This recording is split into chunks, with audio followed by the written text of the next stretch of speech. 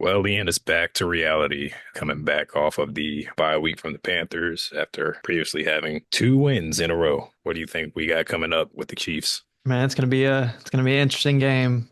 Yeah, to say the least, it will be. We'll get into that a little bit today, as well as going over a bit of the Hornets games from last week, including that heartbreaking loss last night, which actually ticked me off a bit there. Ian, you ready to get it going today? We got a bit to cover. I'm ready, man. Let's get it. Let's do it. Touchdown, Carolina! You're listening to the Buzz Pound. Smith scores, and the Carolina Panthers win in overtime. A Queen City sports podcast covering your Charlotte Hornets and Carolina Panthers. Halliburton, nowhere to go! LaMelo's done it! LaMelo's done it! Hornets win! Here comes LaMelo.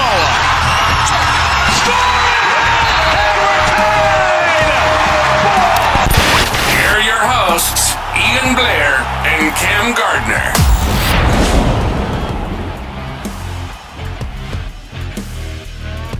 Buzzpound, thank you for returning for episode 12. We got a bit to cover today, so we'll get right into it. Ian, how about these Panthers? They had a little bit of time to regroup, having the week off. Well, not week off, but not a game week with the bye week. Now we're about to play the defending champs, who actually have not been playing at their best as of recently. And, it was recently announced as well that Bryce Young will be starting again. What are you expecting?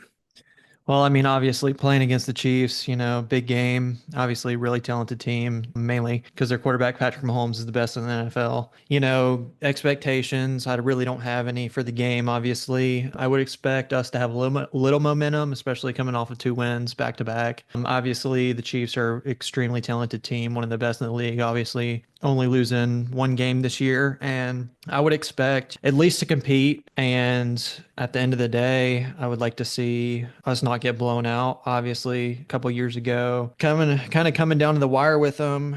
I believe it was Teddy Bridgewater year when he was our starting quarterback. I think we only lost by like 2 or 3 points, losing to a last minute field goal or missed field goal by us. And we had Christian McCaffrey at the time, and it was a completely different team. But I would expect the team to at least compete and, maybe not come out with a win, but at least look halfway decent. I would expect Bryce Young to continue to look serviceable, especially with kind of him clicking with Jalen Coker and the young pieces, Jatavian Sanders and Jonathan Brooks coming back, expected to play this week, which is huge. Being out this entire year, just getting activated off of IR, coming back from a torn ACL at Texas, I believe this past almost a year ago, if not more. So he should be ready to go and ready to contribute.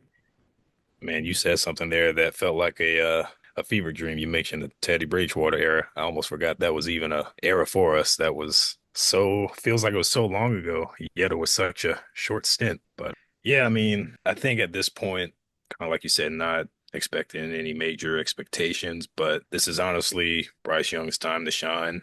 I really wish Canales would just announce him as a starter for the rest of the season. Not quite sure why he's doing that weekly, but this is his time. I mean, if he's our guy, this is his time to show it and to prove to that organization that this, is his team moving forward. There's a lot of questions remaining to be answered there, but I hope we can at least compete. Hopefully it's not a blowout game. I mean, these are the defending champs we're talking about. So, with that, you can expect the worst. But personally, I just want to see Bryce Young have another decent game again, because there's a lot of questions there. And I keep repeating myself on that, but we are really getting to that point where Canales and Morgan really need to know what they're going to do following the season as far as the quarterback position.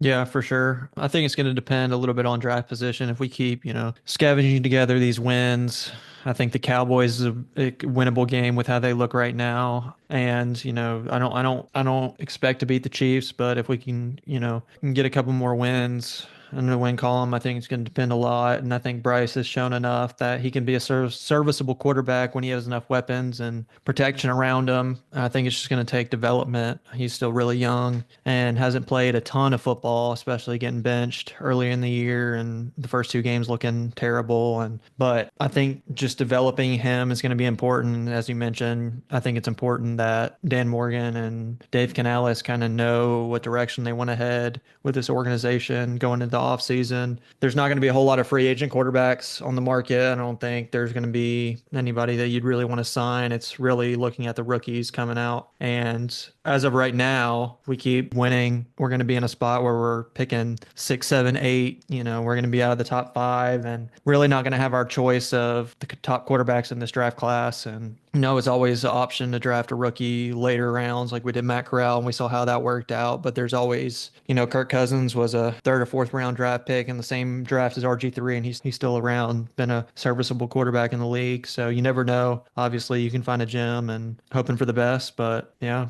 I think it's important that Canales and Dan Morgan know kind of what direction they want to head in. Yeah, man. I mean, that's honestly the only way the only way I'm viewing the rest of the season at this point. So go Panthers. Yeah, yeah. That's all I can say. Well, got a bit of Hornet news to go into since we don't have a game to go over this past week with the Panthers. So ready to get into that a little bit, man? Yeah. All right. Well, we could start off with the game versus the Magic, which kicked off our NBA Cup season. So that was a loss. Unfortunately, that game was held on Tuesday, November 12th. That loss consisted of a 114-89 score. Overall, bad game, man. LaMelo Ball was the only standout there. 35.6 rebounds, 7 assists. Trey Mann was out with the injury. Brandon Miller, rough shooting night. We're talking 3 out of 18 field goals and 1 of 11 three-pointers. And Josh Green, 0 points and starting. We kind of covered that last episode a little bit. He is, as a starter, that's so unacceptable. Yeah. And I expect more. He's not a star player by any means, but when you're a starter in that position, I expect at least a solid 10 to 15 on a given. Yeah, absolutely. I mean, he played 29 minutes and only shot 1 field goal, which is just unacceptable. He's picked it up a little bit these past couple games, not scoring a ton, but scoring more than 0 points in 29 minutes played and only shooting 1 shot and having 4 fouls. That really killed us this game. It was disappointing to see, Brandon Miller shooting 3 for 18 didn't help either. Horrible shooting percentage, and we really didn't have any help off the bench. Diabate scoring 12 off the bench and having 15 rebounds to go along with it. I think if we had a little bit extra, from the bench and Brandon Miller and Josh Green, Brandon Miller having a normal game and Josh Green stepping up and scoring anything better than 0 points. But Josh Green has played better these past couple games. This loss against the Magic was, as you mentioned, it's just unacceptable. The Hornets are kind of on a streak right now where they're losing these games, and this team needs to learn how to win. And I mentioned it, I'll go into it a little bit more in the episode, but this team reminds me so much of an AAU team or, a John Calipari, those teams at Kentucky where he had a bunch of 5 stars straight out of high school, and they didn't gel, and they were winning games, but they really weren't winning when it mattered. And this Hornets team is kind of comparable to that in my mind, just because we have a ton of talent. We got LaMelo Ball scoring 35 points a game nearly on any given night, and we're still not winning these games. Usually it's on the nights LaMelo really goes off, Brandon Miller's not really complimenting him. Brandon Miller only 8 points, as you mentioned, this game. It's just, and LaMelo scored 35. Those are our 2 stars. Those are the 2 guys on the team that are supposed to be the backbone of the team, and we really need those guys to step up. Obviously, LaMelo doing his part, but it's just disappointing. And this team's got to figure out how to win and gel together. We have a bunch of guys that are extremely talented scoring points, but so did all these AAU teams, that are out there that are scoring a bunch of points and putting up highlights, and you see it on ESPN, you see it all over social media, but we're not winning. So something's not adding up. And we do have to keep in mind we're without both Nick Richards and Mark Williams. So yeah, which is hurting us huge. Big time. I mean, those are 2 key pieces. I mean, when you're without one, you at least got the other to depend on, but we're without both, and that's really eating us right now. So, well, we're going to move on to that next game after that, which was versus the Bucks at home. Got us a win there. We better have won when we debuted the Mint City Edition jerseys that game. Those were too nice to lose in at home. And that game ended with a 115-114 score. Very close. Standouts were LaMelo Ball, 26 points, 9 rebounds, 6 assists. Miles Bridges, 19 points, 7 rebounds, 3 assists. Moussa Diabate, another game for him again, making a name for himself, 12 points, 14 rebounds, 1 assist. And Josh Green picked it up that game, 15 points, 5 rebounds, and 5 assists. And I think it was last episode when I mentioned it again. LaMelo, a lot of the times, has a thing with fourth quarters. Yeah, 15 in that fourth quarter of that game, which helped us big time. I mean, we came out with the win, give or take a questionable call in the end that the Bucks were not happy about, but it worked in our advantage. So, and Bridges, he was one thing I will say, Charles Lee has Bridges sitting a lot more than usual, and I'm not quite sure how I feel about that. I'm sure you've noticed that too.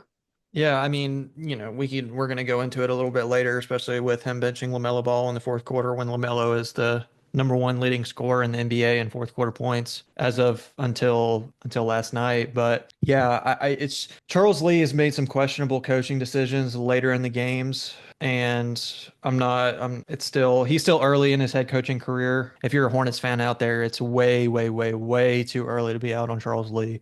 Don't get me wrong by saying I'm totally behind Charles Lee. I'm a big fan. I think he's going to turn this team around eventually. It might take a couple years, but yeah, he's just got to get it together, especially with the coaching decisions he's making, holding out Miles Bridges and not playing him. And then we'll go into it later, but against the Nets just here last night, not playing LaMelo Ball, playing Trey Man over LaMelo Ball is just unacceptable, especially late in the game when we're in crunch time and LaMelo is the leading scorer in fourth quarter points in the NBA. It's just unacceptable. But we'll go into that a little bit later. But he's made some questionable coaching decisions, and I'm not out on him by any means, but he's got to figure it out. And he's a young coach. This is his first head coaching experience in the NBA, so you kind of got to go with the growing pains as a Hornets fan. But I have full belief that he'll get it together and he'll kind of learn this team. He's just got to keep his team together. And it was nice to win. It was nice to win against the Bucks. It was close, especially when the Bucks have Giannis. I mean, And Damian Lillard. yeah, I absolutely. mean, So that was a pretty big win for us. And again, questionable call in the end, but hey, it worked for us in the end. So I'll take that as a Hornets fan. Well, we will go into the Cavs game, which was on that Sunday, November 17th. It was an away game. We lost that game, unfortunately, 128 to 114. We were actually keeping up majority of that game. And I was hoping as a Hornets fan that we could have been that team to just out of nowhere break their 15-0. Well, I think it was 14-0 at the time. But unfortunately, the fourth quarter hit and it was just a bad one overall. Shots were not falling for anything. The game was within 3 points going into the fourth quarter. I thought there was a chance, and Brandon Miller, his struggle continued. I mean, yeah, he had 15 points, but we're talking 3 of 12 3-point shots and 6 of 20 field goals, which is not like him yeah, on just a not good night. shooting well. So, But yeah, I mean, like as you mentioned, we only scored 15 points in the fourth quarter, which really, I'm not sure right off the top of my head how many LaMelo had in the fourth quarter, but I'm sure he had a couple. But 15 overall as a team in a quarter in the NBA is just unacceptable. And as you mentioned, being down three going into the fourth quarter, that's really where you win the game. The fourth quarter is where you win the game, and that's where you got to play your best. And we did not. I don't know if we had dead legs or we were just tired, but it was just disappointing to see. And obviously, the Cavaliers are extremely, extremely, extremely talented team. Obviously, being undefeated at the time, just recently losing their first game, I believe, last night against the Celtics, but really good team. They're going to go late in the playoffs, but you want to win those games. You want to look competitive. I think we looked better than we would have the past couple years. I believe it wouldn't have even been close going into the fourth quarter the past couple years.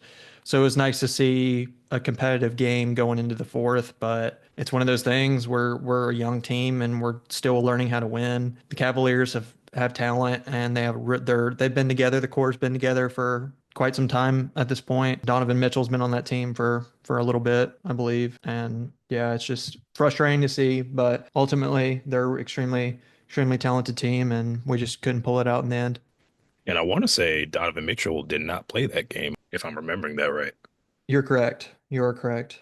Yeah, so we As Darius really, Garland, Darius Garland really, really carried him. yeah, so that itself could have given us an advantage, but like you said, not sure what happened in that fourth quarter. I mean, only scoring 14 points, that's the amount of points LaMelo Ball could he single-handedly score in a quarter, on a good night. So Yeah. that's just not good for us. So, and following that game, it was like a day or so after, wasn't a big fan of this. The Hornets decided to assign Nick Smith Jr. to the G League with our Greensboro Swarm affiliate. Personally, I'm not quite sure how I feel about that because he was a young piece that was supposed to be a significant part coming off the bench. And we're still holding on to Mikic. I feel like we could really swap those two or let him get those minutes, honestly, and they do something about Mikic. I mean, I'm not sure what they're doing there. They didn't play him at all. He was always just sitting on the bench. He could at least be training or something. Maybe they'll call him back up at some point. I want to see more Mixpick Jr. because, again, he's a young piece, kind of on the smaller side, but I really feel like coming off the bench, he could be pretty solid.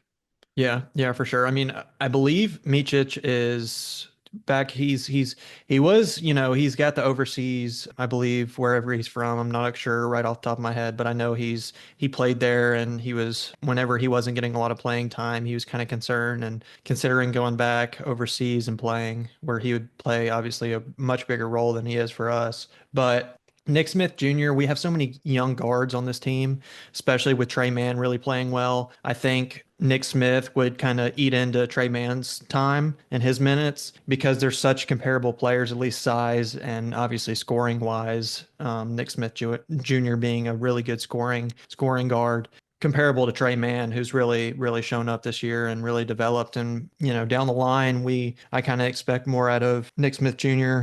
And hopefully the G League will be a good experience for him. He'll be able to get a ton of minutes. Probably, I would assume he's starting, and hopeful that he can really develop and get those minutes and really develop his game in the G League. But yeah, it was concerning to see, especially as you mentioned with Micic not playing well. He's an older guy, and you would hope Nick Smith Jr. would be able to cut into the rotation, but he just hasn't been able to early in his career. And hopefully down the line he's able to, but as of right now, he's just continuing to be a development player. So Yeah, yeah. Well, that's just where we are. I mean, they utilized him a bit more last season under Steve Clifford, so hopefully Charles Lee will eventually start putting him into rotation a little bit at some point in time. Well, let's go ahead and get into that painful loss last night against the Brooklyn Nets. Honestly, that to me was the most painful loss of the season so far. We lost 116 to 115. The only real standout was for me was Brandon Miller, 29 points, three rebounds, 4 assists. Trendon Watford, Cam Johnson, and Ben Simmons all had decent games. And it's been a long time since we could say Ben Simmons had a decent game. But he did. I mean, he was one of their main pieces last night to their success early on. I think Trendon Watford, and fun fact, he is a Birmingham native where we currently reside. He was unstoppable. Then going into what we were talking about earlier, I mean, Charles Lee had the decision to bench LaMelo Ball majority of the second half. Now, I would have been okay with him being benched for earlier part, but when we got to those final bit of minutes where it was so tight and playing Trey Mann over that really had me questioning Charles Lee, especially when he acknowledged that he made that decision and had that idea to do so because LaMelo Ball wasn't having a good game or a standout game. In those moments, that's when you got to put your star out there. And I love Trey Mann, but LaMelo Ball and Brandon Miller both needed to be on that court. And Miller, he was the one that took that final shot, which is a shot he could make, but I think he was just too covered in that moment. yeah, I mean, it's one of those things. He makes that shot, one out of, if he makes that shot, then we're talking about what a great shot, but it was a heavily contested shot, and we should never put ourselves in those positions to start off. Cam Johnson had 34 points, which is incredible to me. Cam Thomas, their leading scorer on the year, who is a bucket, by the way, can score pretty much from anywhere on the court, didn't even play, and late in the game, not playing LaMelo Ball, who is your superstar, is it's questionable to say the least. And we're not in that locker room. I don't know what conversations were had on the sideline. I don't know what went on, but it's pretty unacceptable that LaMelo Ball was not playing late in the fourth quarter. And as a superstar, you've got to play your superstar. Especially the Bucks coach is not holding Giannis out of the fourth quarter in crunch time. And these guys, these superstars around the league are not being held out in crunch time in the fourth quarter because that's winning time. And we were 1 point away, obviously only losing by 1 point. It's just a backbreaker, and going to 0-2 and in the in-season tournament is just, we're pretty much out of it at this point. It would take a miracle.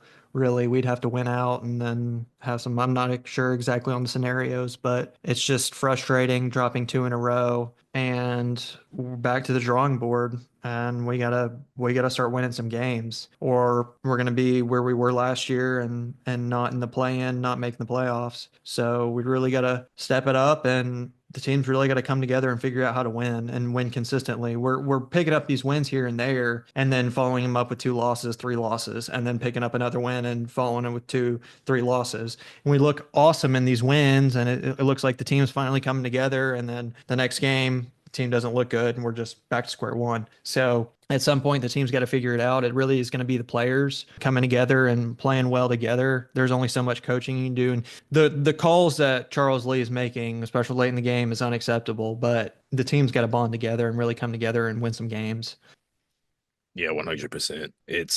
I mean, again, it just all these decisions he's been making has you scratching your head. And you know it's bad if you got Eric Collins and Dell Curry both saying multiple times in that fourth quarter, LaMelo Ball is still on the bench. You get down to like the final 3 minutes, LaMelo Ball is still on the bench, not checking in. It didn't make any sense at all to me, especially in that situation we were in. It was so tight, could be winnable under the right players. But he decided to play Trey Mann, and again, love Trey Mann. But in that moment, you got to put your star player, who you're paying all that money to be your star player for, in those moments.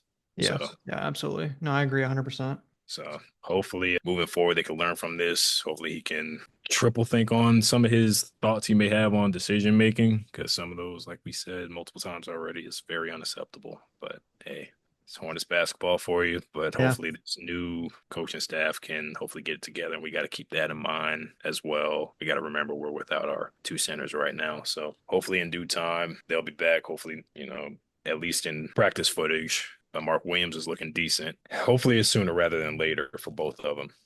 So Yeah, we need it absolutely. I mean, we're 5-9, going into the game tomorrow night against the Detroit Pistons. What are some kind of your It's a very winnable game in my opinion. What are you looking for, and kind of what are your expectations for tonight? like I said, winnable game. If we had the right rotations out there, we could easily win it. I think we already beat them once in the season. So, but it's just going to be a lot of it's going to depend on players being able to play together and decision making on Charles Lee. I mean, this is the type of game you got to win, especially if you aim to get more wins than we had last year. Games like this, you have to win. And we just had a handful of them that we lost over the past week. So all I can say is LaMelo Ball, I'm not worried about him. Brandon Miller, he's going to have to really step up. He's really been slacking over the past bit of games. I'm not concerned yet, but if it continues for like another handful of games, then it's time to be concerned. Miles Bridges, I hope he plays more. I'm not quite sure why they're benching him. I mean, he just got his extension, and I'm hoping they'll play him properly. But I think who else? I mean, Josh Green, he's going to have to at least give us 10 to 15 if we want to, at best. And Diabate, I mean, as long as he can continue doing his rebounds, obviously that's more of his area, more so than scoring. If he could do that, get us back on offense, I'll take that from him any day. But yeah, I mean, Trey Mann, not too worried about him either. I know he hadn't too long came back from a back injury last week. So he does his thing, and I'm not too worried about him. But it's just going to be up to the rest of the role players, Cody Martin and all of them, to be able to provide. Yeah, yeah, absolutely. I mean, I agree. I'm really expecting Brandon Miller. I want to see a good game from both Brandon Miller and LaMelo Ball. I think that would be huge. And it's going to be interesting to see for me, especially with Brandon Miller, or not, excuse me, LaMelo Ball getting benched late in the game. It's going to be interesting to me to see how he responds and plays tomorrow night against the Pistons. Hopefully, really maturing and coming through for the team and kind of growing up. But yeah, I mean, it's really up in the air. And we, like as I mentioned, every podcast, we got to start stringing together some wins, and we can't follow up a win with 2 losses, and it's not going to get us to the playoffs. It's not going to get us far, and we just got to start figuring it out. I mean, that won't even get us to the play-in either. So yeah. But hopefully these guys can pick it up and learn from last night's game, because last night's game, there's a lot to be learned from that. So that's all I've got to say about that. Yeah. Well, you ready to move on to some Carolina college hoops? Yeah, I'm ready, man. All right, well, let's start with UNC, sitting at number 10 currently. They played American University Friday, November 15th. They won that game 107-55. Talk about a blowout there. Upcoming, they got Hawaii on Friday, November 22nd at 11:30 p.m. Duke Blue Devils sitting at number 12. They played Wofford Saturday, November 16th. They won that game 86-35. And coming up, they've got Arizona, who's currently sitting at 17, on Friday, November 22nd at 9:30 p.m. And NC State, good old Wolfpack, well, they actually had 2 games last week. They had Coastal Carolina Wednesday, November 13th. They won that game 82-70. Then they played Colgate on this past Monday, November 18th, won 72-49. And coming up, they got William and Mary Friday, November 22nd at 6 p.m. So got some interesting games coming up there. I am actually looking forward to that Duke and Arizona game. That should be pretty interesting. 2 ranked teams. You always look forward to those. 2 teams that are typically in the NCAA tournament. So I always look forward to those type of games. Yeah, absolutely. Did you say North Carolina played at 11:30? Yeah, they play 11:30. I think that's because they're playing in Hawaii. Okay, that makes sense. That makes sense. Yeah, for sure. So yeah, that'll be a late one, but I will most definitely be up watching my boys. Hopefully they can get another win on their belt. Like I said, they're currently sitting at number 10. Hopefully they can stay within the top 10 somewhere. And hopefully, and a lot of people think I'm crazy for saying this, hopefully Duke can get back in the top 10. They're sitting at number 12. They got it in them. Cooper Flag, we know what they can do. We know what he is, how special he is. So. Yeah, for sure. And we got to give a shout out to the state of Alabama, honestly, right now with how good the teams in the state are playing basketball. Both Auburn, Alabama, Samford, and UAB stringing some wins together. Obviously, it's just interesting to me to see that Auburn is playing as well as they are. And it's just crazy to me that they're sitting, I believe, 4 in the country and really playing. It's incredible to me that they're higher, them in Alabama is higher ranked than most of these blue blood teams. And it's just crazy, man. College basketball is a crazy place, but it doesn't matter until March Madness. That's when it all matters. Well, that's why you got to love it. I mean, we talk about it just about every episode when we go into this segment. I mean, it's nothing like the tournament and college basketball within itself because it can go any direction. And there's so many teams that can end up becoming sleepers and just sneak up on you and make it way further than a lot of people would have ever thought. So let's hope for the best with these Alabama teams, Bama, Auburn. Let's hope Samford and UAB can make an appearance again, too. Yeah, be huge for the state. Be huge for the state of Alabama. Obviously, Alabama being known as a football state primarily, and all of a sudden, Auburn and Alabama have always been historic football programs and not really basketball, not really big basketball programs. But both Nate Oates and Bruce Pearl have really turned those programs around, and now all of a sudden, we're talking about Auburn and Alabama in basketball, which is just blows my mind. I never thought we'd be at this stage. It's rare. And I mean, even in the bullpen at the Bear, and we're talking about college basketball, and you hear those 2 names, which you hear typically in the past bit of years, more so in football. But hey, you love to see it. I mean, like I said already, that's the thing about college basketball you got to love. It may have a slight edge over the NBA. Just you never know how it could end up. Yeah. College games are always more fun to watch, in my opinion, for some reason. I don't know what it is. I think it's a lot of it's the college environments are unmatched. It's the same way in college football too. You're never going to beat those environments, but college basketball has really stepped up. North Carolina, Kansas, Duke have always had really good environments, but Auburn and Alabama and these teams in the SEC that have never really been big basketball schools are now stepping up and having these huge great basketball environments, which just times are changing, obviously in the landscape of NIL and all that. It's just different era in sports now. Yeah, that NIL has definitely made an impact. Depending who you're talking to, it's a good impact or it's a bad impact. But hey, I just love where college sports is at currently. It's a fun time to be a fan of it, no matter who you're a fan of or if you just like watching games all around. Yeah, for sure. So, well, man, you ready to wrap it up? Yeah, for sure. Buzz Pound, we appreciate y'all joining us for episode 12 at this point. Still going along strong, enjoying every single episode. As always, you can listen to our podcast on both Spotify and YouTube, and you can follow us on our social medias on X and Instagram at BuzzPoundPod. And until next time, we are the Buzz Pound. Keep pounding and keep the Hive mentality. Right! Thanks for tuning in to this episode of the Buzz Pound. Be sure to subscribe, leave a review, and let us know what you thought of this episode. Until next time, this is the Buzz Pound. Touchdown!